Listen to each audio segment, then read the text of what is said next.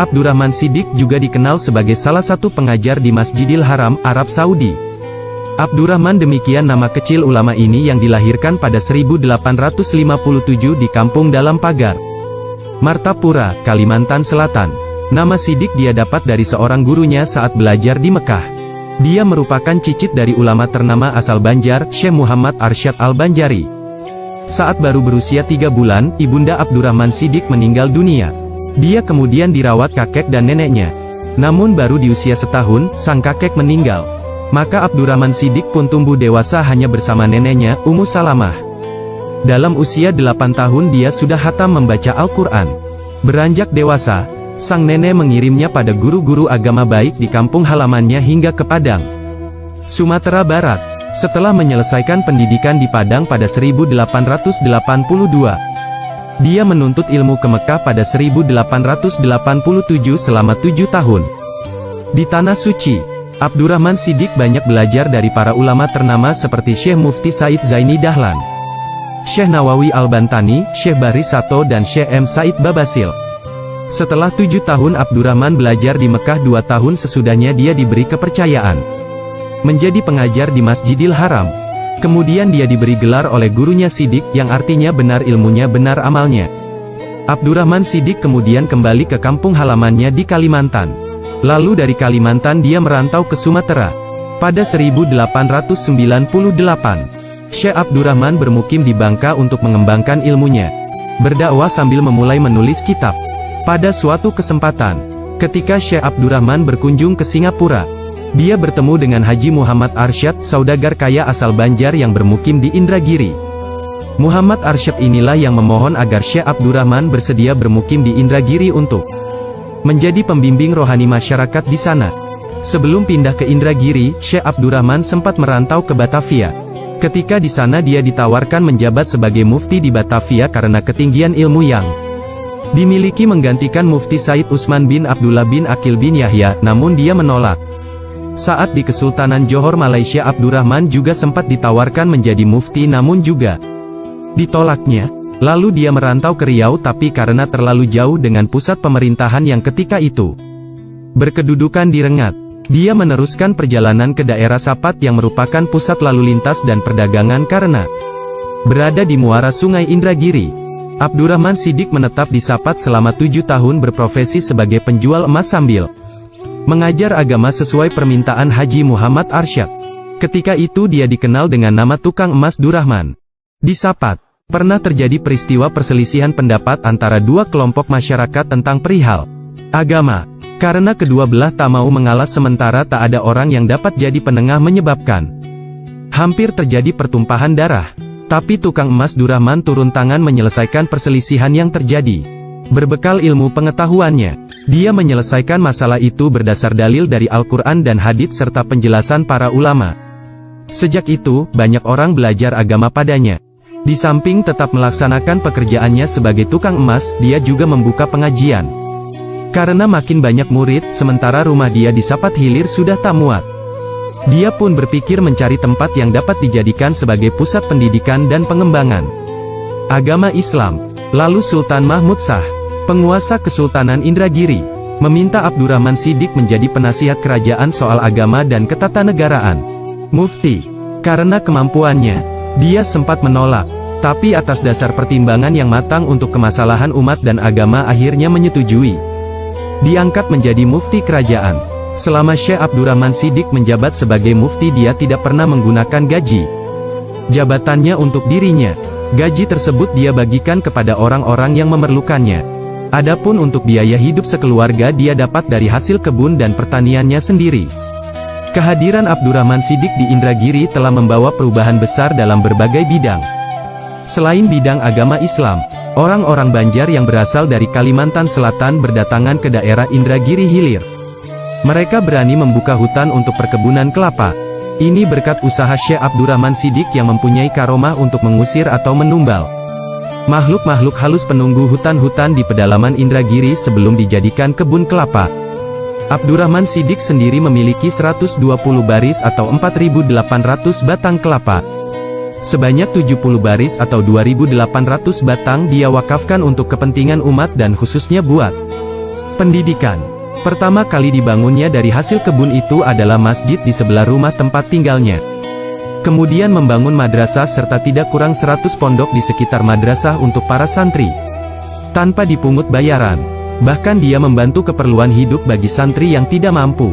Abdurrahman Shiddiq wafat pada 4 Syaban 1358 bertepatan dengan tanggal 10 Maret tahun 1939 Masehi dalam usia 82 tahun. Dia dimakamkan tidak jauh dari masjid yang dibinanya di Kampung Hidayat, Sapat Indragiri, Riau.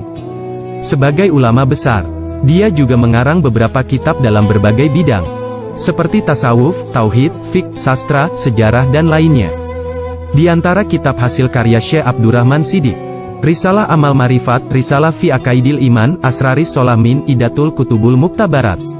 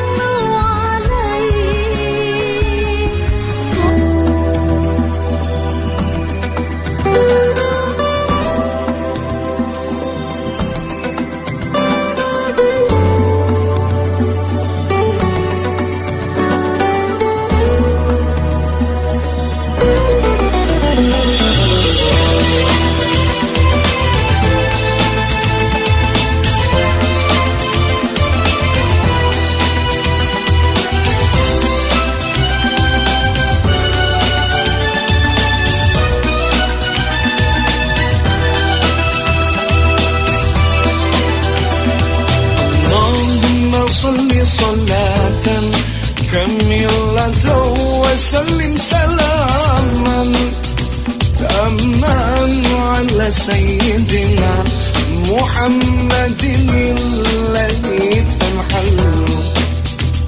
الذي تنحل به القلب وتنفرج به الكرب وتقضى به الحوائج وتنال به الرغائب وحسن الخواتم ويستسقى الغمام بوجهه الكريم وعلى آله وصحبه في كل لمحة ونفس بعدد كل مطلوب لك في كل لمحة ونفس بعدد كل مطلوب لك.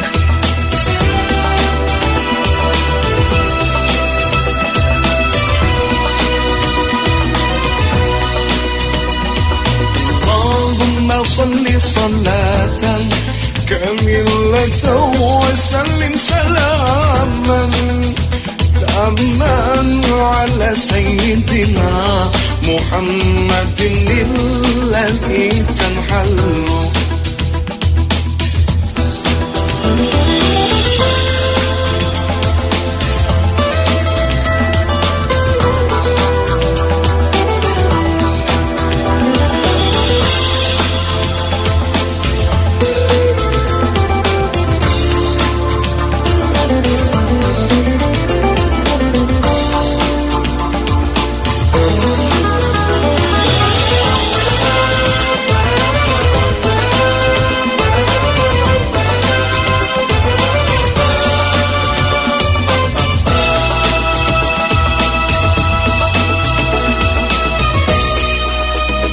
الذي تنحل به القدر وتنفرج به الكرب وتقضى به الحوائج وتنال به